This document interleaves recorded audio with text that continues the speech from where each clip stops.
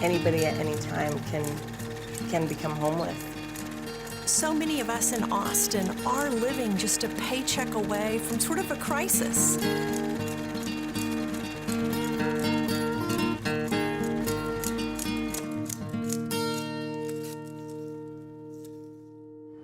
I'm Judy Maggio, and this is Decibel. Millions of people visit Austin every year to enjoy the live music scene, the restaurants, the parks, and clubs. But go past the crowds, just past the street lights, and you'll meet the people who call our city's streets home. On any given day, about 700 people are homeless in and around downtown Austin. It's now considered a public health and safety crisis, and city leaders are making it a top priority. But behind the facts and figures on homelessness in Austin are people, like Jerome. We first met him back in January during the city's point-in-time count of the homeless, and by summer, his life had changed dramatically. Have a great time. Thank you guys so much for volunteering your precious sleep. It's 2 a.m. on a cold night in January. Hundreds of volunteers are huddled in a church sanctuary ready to hit the streets to count Austin's homeless. HUD requires that communities do a count of people inside and outside. So we have a sheltered count going on and an unsheltered count. The yearly point-in-time count is a community snapshot of who's experiencing homelessness and why. Their age, their gender, whether they're a veteran or not, how long they've been homeless. We're really trying to determine if we've got folks who are chronically homeless or if they've just recently fallen into homelessness. We're good to go, let's go. Volunteers travel in teams, fanning out across assigned sections of the city. Some volunteers search the streets all night and never find anyone. Others encounter large groups of homeless people. Sometimes they want to talk, sometimes they don't. If you're experiencing homelessness, if you're sleeping on the street, you might have frequent interruptions throughout the night, and some of them related to your safety, maybe somebody trying to steal your stuff or a law enforcement officer asking you to move. So frankly, we got a very calm reply from them, a very respectful reply from them. So just kind of left them in peace to sleep out the night. This year's point-in-time count found 2,036 people experiencing homelessness in Austin. Behind those figures are the faces of people like Jerome. We met him sleeping in a drainage ditch downtown. Everything you do when you're homeless, you're usually carrying around your stuff, and you're traveling by bus, so everything takes a long time, and it's a big effort. But trying to find housing, trying to find food is a big thing. Since that January count, 770 homeless people have moved off the streets and into stable housing. Jerome was one of them.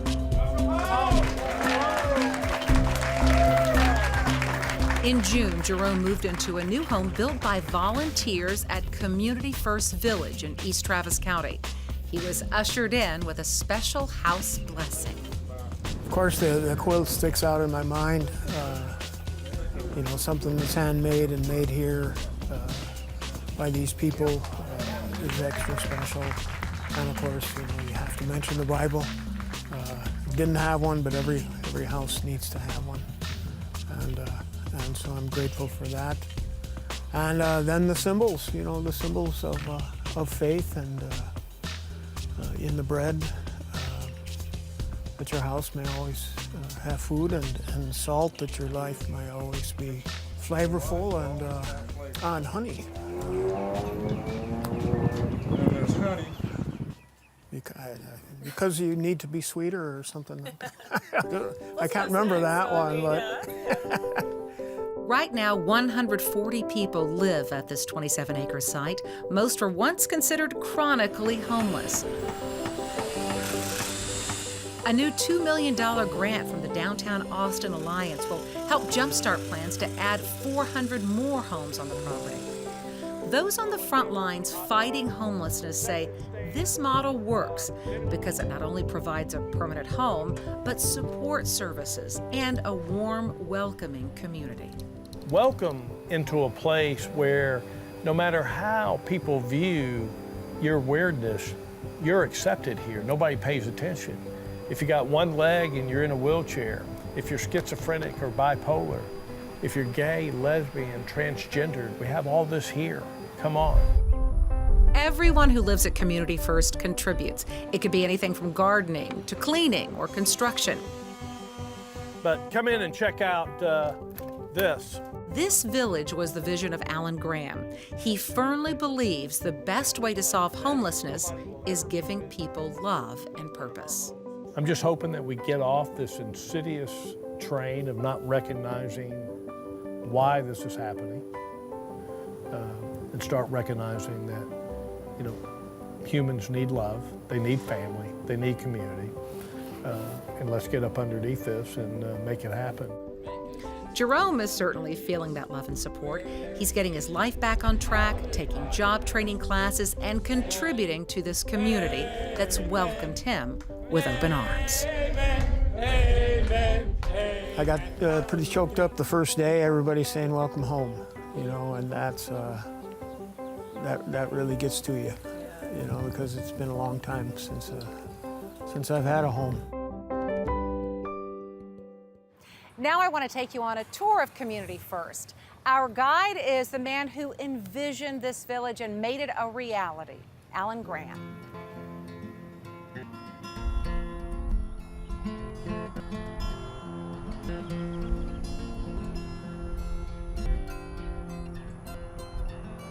This space that we're standing in right now is that gateway to the community.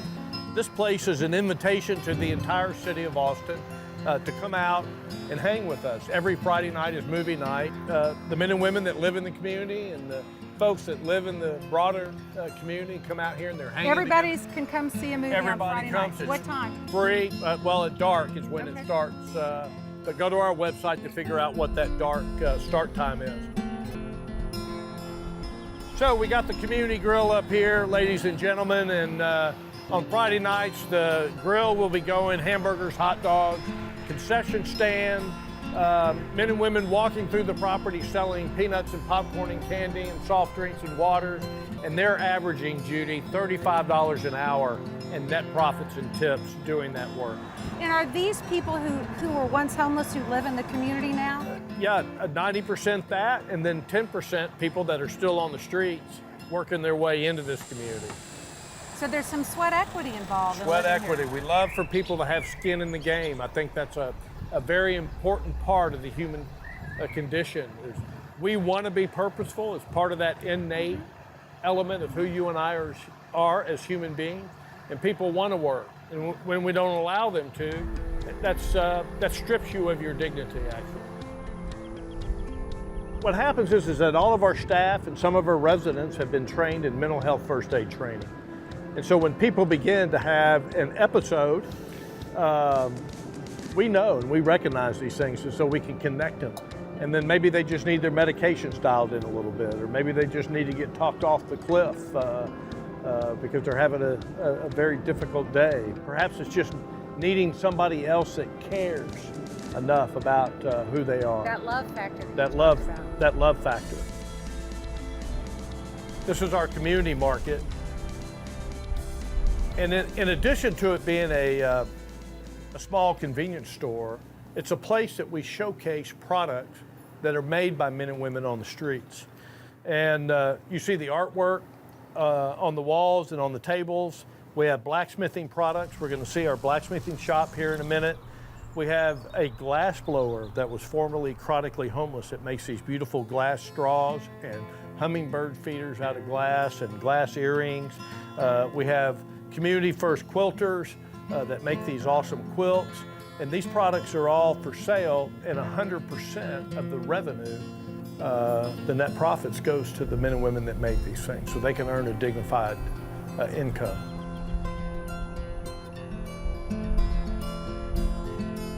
We're looking at the garden. Yeah. Some of their food. A lot of their food, it's all free.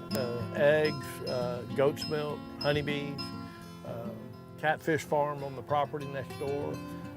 The highest quality food that you can produce, we're putting into the bellies of people that can't afford to go to Whole Foods or Central Market or even H-E-B.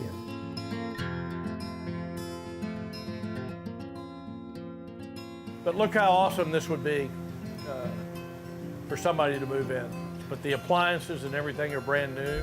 And like your bedding, nobody will ever move into one of our homes and sleep on a bed that another human being has ever slept on. So here's several of our micro homes right here. All right. Now, who builds the micro homes? Who builds these houses? Well, these are designed by some of the greatest architects in Austin, Texas. Out of 65 submissions, we've probably built 10 or 12 of those models multiple times. And these are built by some of the finest home builders in Austin, Texas.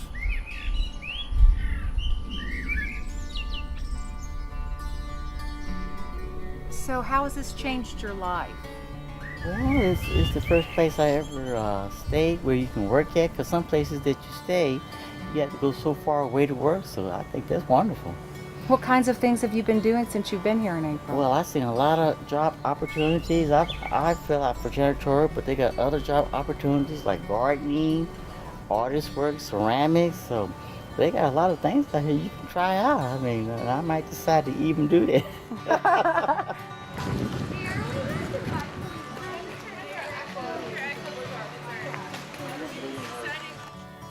Well, the number one message is that there's more to who they are as human beings than what you see on the signs that they're holding on the street corners. And if you ever want to learn anything about another human being, you have to spend time with that human being. Of course, Community First can't accommodate all of Austin's homeless. The mayor has come up with his own plan to solve the so-called downtown puzzle and pay for more permanent supportive housing.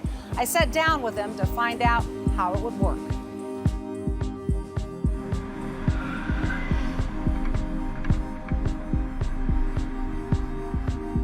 When you want to do something, and I think this community genuinely does, what you always hear is, well, boy, we'd like to do something, but there's just not any money to actually do something. And goodness knows we are strapped with respect to property taxes and the available revenue sources. So we sat around and we said, okay, let's not talk about this anymore. Let's actually find a way to get this done. Let's go find some money.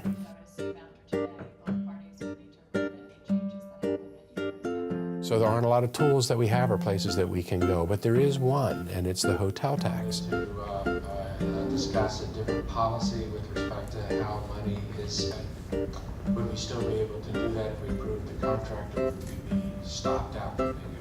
So this is the tax that we can charge on hotel rooms. It's paid by tourists who come into our area. And we could raise that tax. It's the only tax we can raise.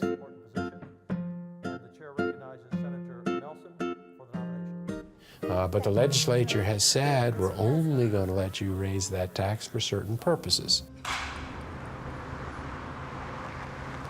Well, the purpose that we're allowed to raise that tax for is to expand an existing or build a convention center. So then the question is, well, I said, well, if we did that, how much money could we raise that we could spend on homelessness? Also on historic preservation, on the music industry, on the Mexican-American Cultural Center. And the answer came back to me that over a 10-year period of time, if we were to do that, we could probably raise about $100 million for each of those two categories over a 10-year period of time.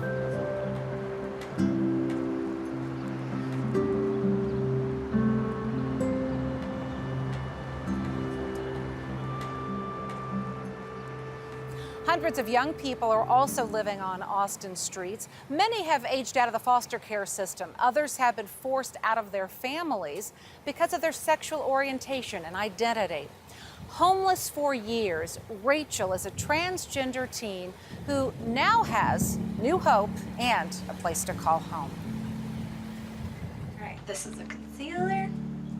When I'm like this, I get the makeovers. I feel like me. A lot of times I have to hide me because I don't know how people are going to feel.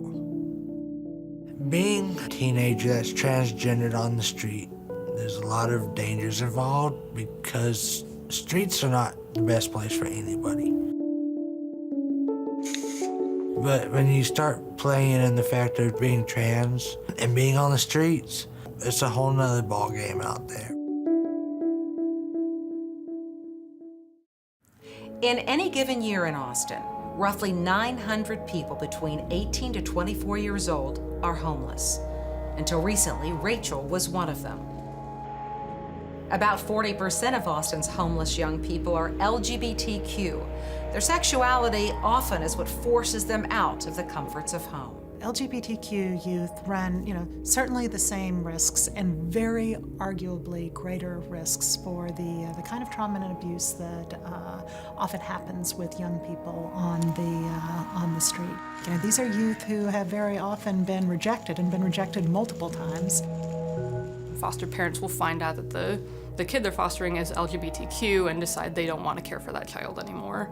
And so usually that kid ends up back in the foster system where higher rates of violence are pretty common. And so a lot of the time what you end up seeing is these kids run away from the foster care system, may end up resorting to survival economies like sex work or drugs.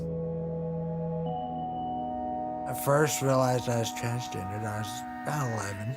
And I was adopted, got kicked out of my adopted parents' house when they found out. I originally was on the streets when I turned 16.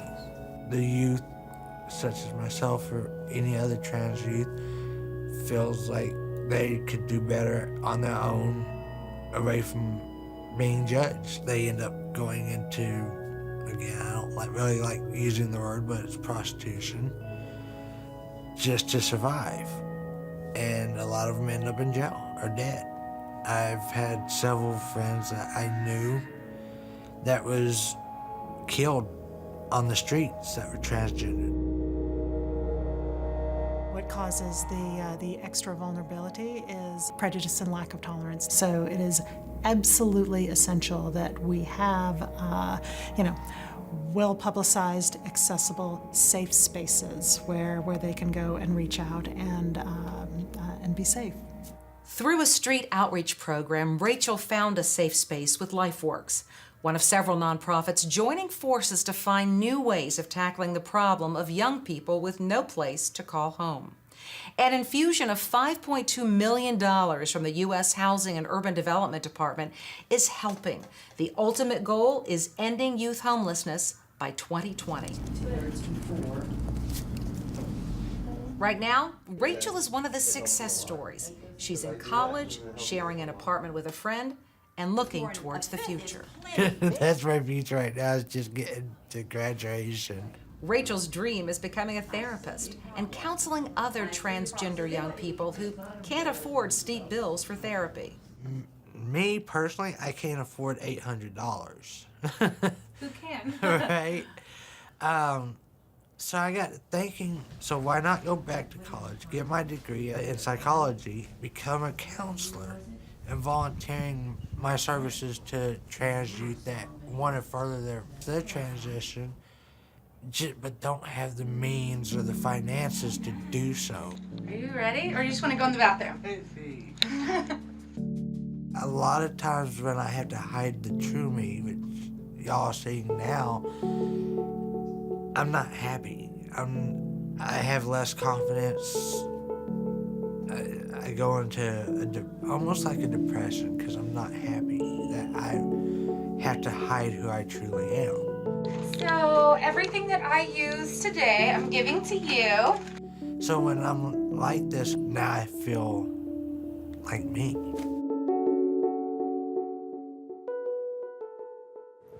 Austin's rising rents and growing popularity have created a housing insecurity crisis. Experiencing homelessness, though, doesn't always mean living in a shelter or even on the streets. One local mother shatters the myths about being homeless. Wait, can I read off my list? I'm sorry. Absolutely. I would never do good on my TV. That's for dang sure.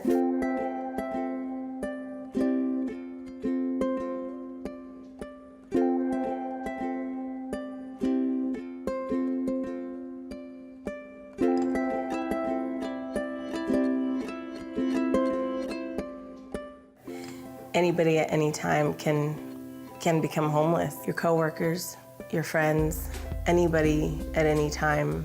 It can happen to anybody. Homelessness doesn't have a look. Though my kids and I lived in a home, in a sense, at one point, we had to stay with my grandmother. We lived in a room, the 5 of us in a room. But on the outside, you would have never known. And then when my grandmother passed away and I was gonna like literally be out, you would have never known that we were not gonna have a place to live. People may try to hide it. You don't want people to know that you're homeless or on the verge of being homeless. It's not something that you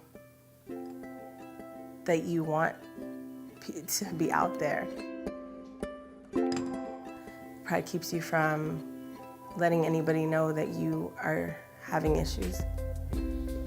You want to be there for your kids. Some people will think, oh, why can't they go and get a full-time job? I wanted so much to be able to do that. I worked part-time. I had nobody to take care of them and pick them up or take them to school. So I was doing that, and thankfully the job that I had allowed me to do that, but I didn't make enough to meet our needs. I think people assume that you don't have ambitions or goals, but I do. Like, I have so many goals and aspirations for myself, for my kids. I want to buy a home of our own, and pursuing my education and finishing my education as well. But there's so many barriers for a lot of people in even doing that. Be a listening ear sometimes just, you may just need that, you know. If anybody knows of resources to really spread that awareness of those things. Twice a month, Ebony Trice and her laundry angels drive across North Austin collecting piles of dirty clothes from Austin's homeless. When they return with clean, folded laundry, these dedicated volunteers also deliver kindness and dignity. My thing about homelessness, they're still human. So our goal is to make people have a sense of self-esteem, a sense of confidence. They call us their laundry angels. Hi, Mike, how are you?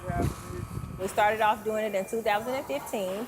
And so we work with an organization called Bridge Ministries with Bob Pearson. And I just asked, what is it that we can do for you? And so that was one of the things, is that they needed their laundry done. I've always loved clean clothes. I don't like being dirty. And it's hard out here because you don't have a washer or dryer. But when they come around, it means the world to us. You know, I don't want to be dirty in front of people. Sometimes it's hard to keep stuff clean, but, you know, this is a great blessing. You know, I'm grateful for it, yeah. For those of you who don't know, we're here to wash clothes for the homeless. For those of you who do know, this isn't your first time. Thank you for coming back. So we started off doing it in 2015, and we stuck to just doing the second and fourth Saturdays because we never want to burn out our volunteers. We definitely want them to enjoy helping, and we want to keep the fun in it. I'm a team player.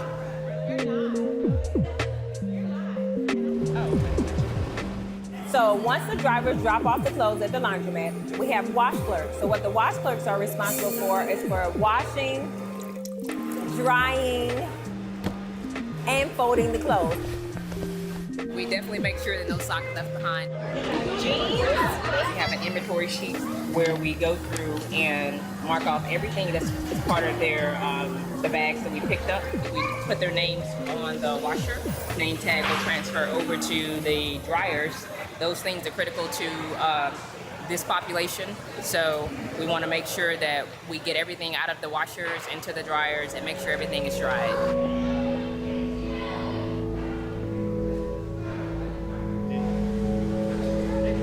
Just knowing that a small amount of time out of my day is being able to help another human being just feel human. And it's really just that, you know, that I can use that one resource to help somebody else to just be able to want to get through another day means a lot.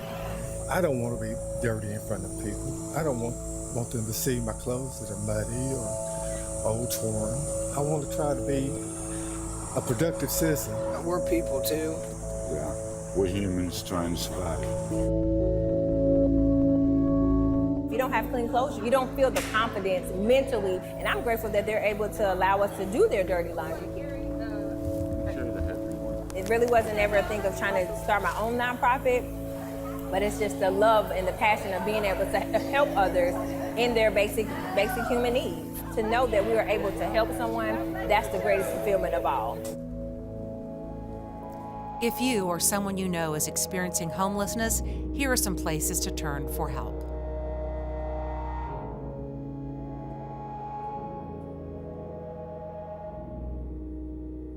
Thanks so much for sharing your time with us. If you like this Decibel special, be sure to follow us on Facebook as we amplify stories that matter to Central Texas.